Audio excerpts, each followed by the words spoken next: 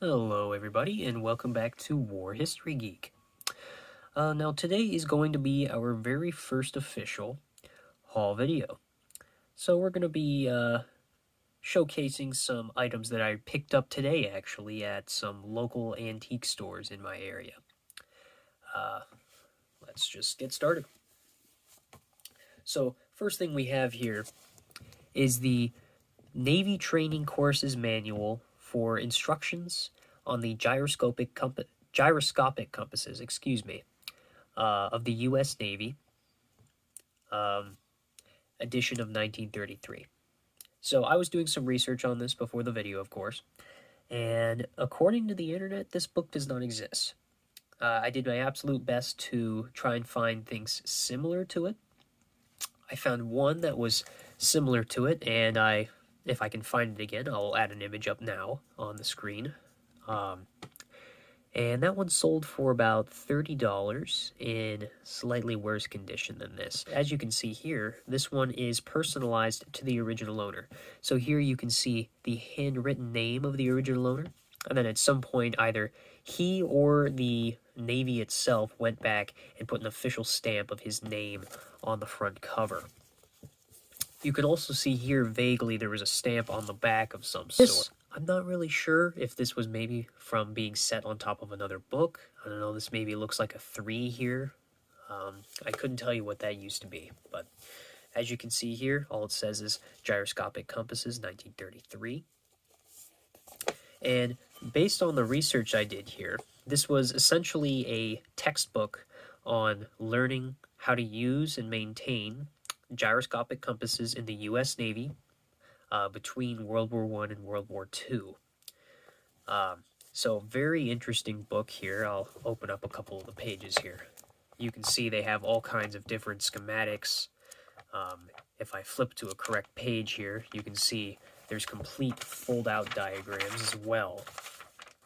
So very interesting, very good condition for its age. And let's see here. I'm trying to remember what I paid for it. I believe I only paid like $7 for this, which I feel is a pretty good deal. Again, I believe it's worth around between $30 and $40. But again, it's a very interesting historical piece. There's no written record on it, from what I can tell.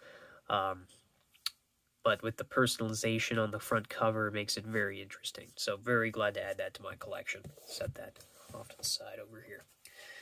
Another field manual I picked up here was the War Department Field Artillery and Field Manual for Tactics and Technique, FM 620 here. That was the price up there on the front cover. Sadly, they wrote on it. I will be getting around to erasing that sooner than later. And this might possibly be the original owner up here. I'm not really sure, but there's no way to tell. But as you can tell here, based on the cover alone, this book is in extremely good condition. It looks like it was hardly used at all. So I'm not really sure what the story is behind that. Maybe it wasn't issued, or possibly, my other guess was, it was issued and then never really used.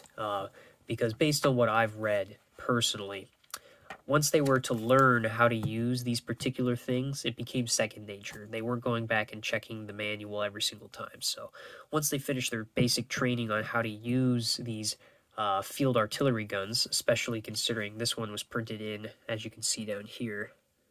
Here, let me zoom in there so you can get a better look. As you can see, printed in 1940. So right before the beginning of the war, and I assume probably used for the beginning of the war. They weren't going back and checking these books all the time, so it probably sat in a footlocker or got sent home and it was sitting in an attic for all these years. But as I said before, very, very good condition. I'll just flip through a couple of the pages here. Pretty interesting. You can see some different, I believe these are going to be position layouts, things like that. You can see the forward observer, how that would connect back to the different positions. So, again, a very, very nice piece. I believe I only paid about $8 for this one. Talked her down a little bit. Oh, my mistake, actually. Both of these were 50% off to begin with because she couldn't sell them. So I believe she wanted 19 for the two of them. I talked her down to 15 overall, so do whatever math you want to do there. But in my opinion, a very good deal on the two of them. I suspect this is probably worth between $10 and $20. But this is by far one of the most pristine field manuals I've seen in a very long time. Moving on from that, here we have a Boy Scout pocket knife. Let me zoom in on that for you. So this is a Landers, Frary & Clark Boy Scout contract pocket knife. Now, this is interesting because the contract between the Boy Scouts of America and Landers, Frary & Clark ended in 1939. So at the very least, we know this comes before then. Now this is the 3-tool option here. So it has your basic knife, and as you can see here on the blade, it has the, if it'll focus there, Official Boy Scout Knife of America written across the blade there. And sadly, you can see at some point it was sharpened, and now it is dull again. So pretty much didn't really do much there but damage it. And then here, let me zoom in a little bit more for you. You can see the LF&C universal marking right on the end of the blade there. So very nice. Let me get a closer look at the engraving on the blade there for you. So very nice there. Taking a look at the other tools here, you have what I believe is a bottle opener. So very nice indeed. You still have that oxidation on the blade there, but nothing unusual for pocket knives of this age. So very nice there. I'm especially happy that this handle has no chips or scratches whatsoever. Very nice there. And then this last tool down here is what I believe to be a can opener. So here you can see the complete tool set in this pocket knife. And then here lastly you have the hook to attach it to your belt or so forth. So I've seen similar ones to this, the 4-tool sets selling for upwards of $150. And I have seen one recorded sale of a 3-tool set exactly like this sell for around $100. And those were on specific pocket knife collecting websites. So I know those always tend to go for a premium on those specific collecting websites. However, I have seen one similar one to this, not the same knife really, but same brand, sell for about $75 on eBay. So very nice there. I got an extremely good deal. She originally wanted $25. I talked her down to $15. So this will be a very, very nice piece to add to my scouting collection. Let me close that up. And lastly here, I have a small collection of photographs that I picked up as well. I was walking through and I found a large box of old photographs. And I figured I'd take a look through there, see if I find any military. And I did, actually. I was quite surprised. So starting off with the first one here, we have a World War II era Swedish officer. You can tell that first off by the uniform itself, quite obvious there. Then you also have the Link Kolping mark down in the bottom, which tells you it is indeed Swedish. I haven't found the exact rank, unit, or even branch of military that this soldier served under, so I'm going to be doing more research on that. However, if you do know, feel free to leave it down in the comments, and that'll make my life a little bit easier. So yeah, very interesting piece. I paid $4 a piece for each of these, which I think is going to be a pretty good deal once you see the rest of them. So yeah, that's about it for that one. Let me set that one off to the side over here. Next up, we have a interesting photograph. This here is a photograph taken during World War I.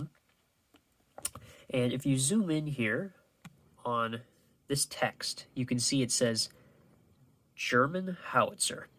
So my guess is that these are probably a collection of German artillery guns that were captured and sent back to stateside to be toured around the states on this train bed for people to view as war trophies almost. And they did this a lot of times both during World War I and World War II to serve as war bond drives. So you can see all the civilians here, very nice. You can see this American flag in the background. And then the 3 German artillery guns on this train bed. So very, very interesting photograph on the home front. My guess is that this was probably just a privately taken photo by a civilian.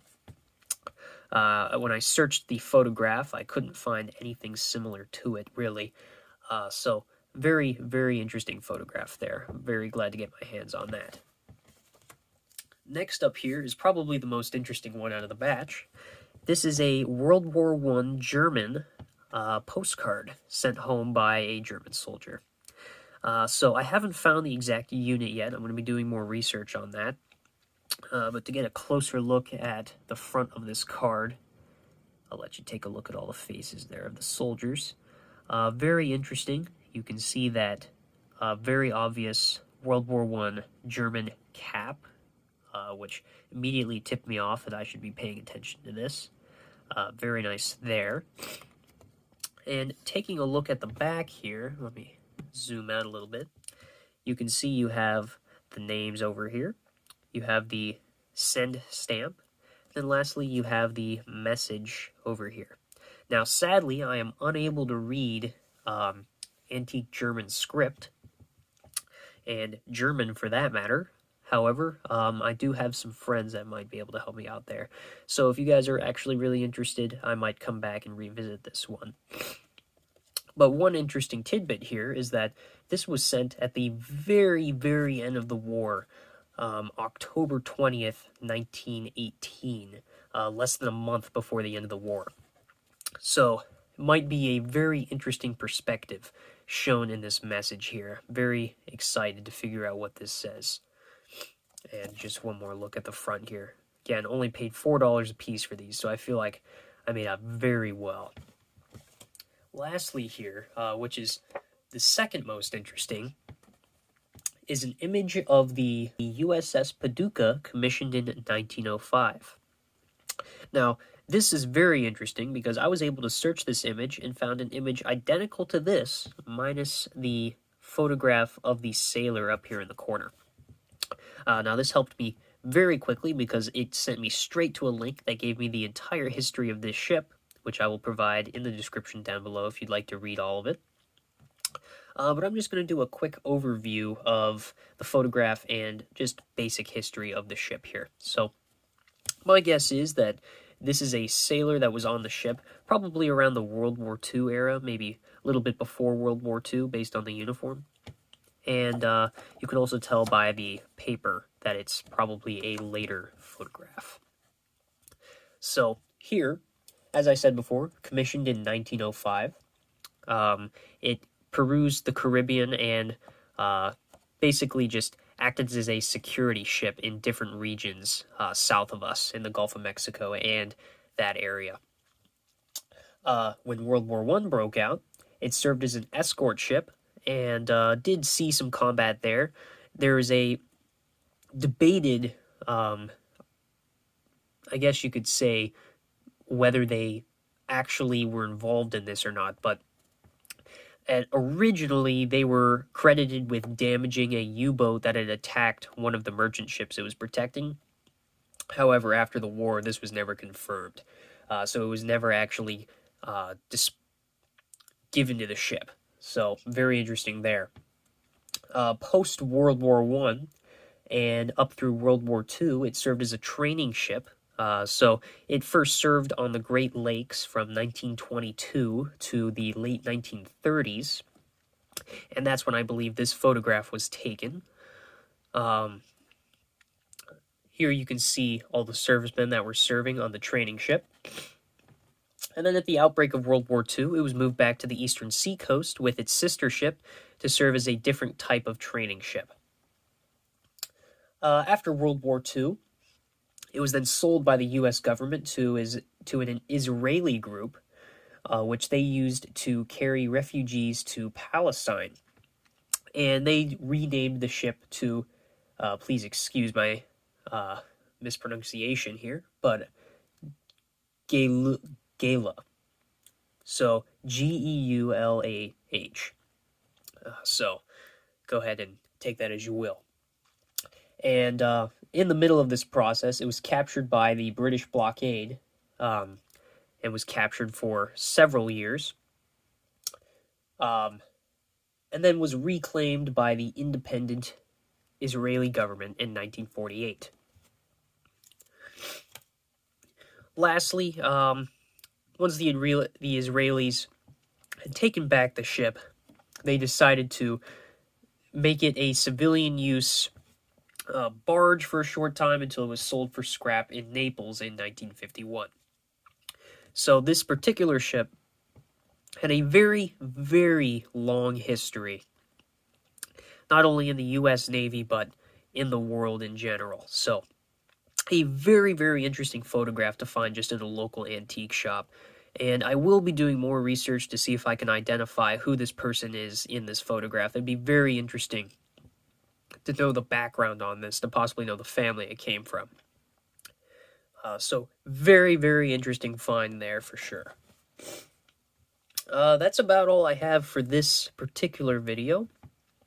These were just some quick finds that I made today. I feel like I did pretty well on the prices. And yeah, that's all I have. So stay tuned for more of these types of videos, and I will be introducing some newer videos in the coming future as well. So thank you for watching, and I hope you enjoy. Make sure to hit that like button and the subscribe button to see more of my content in the future. See you guys next time. Bye.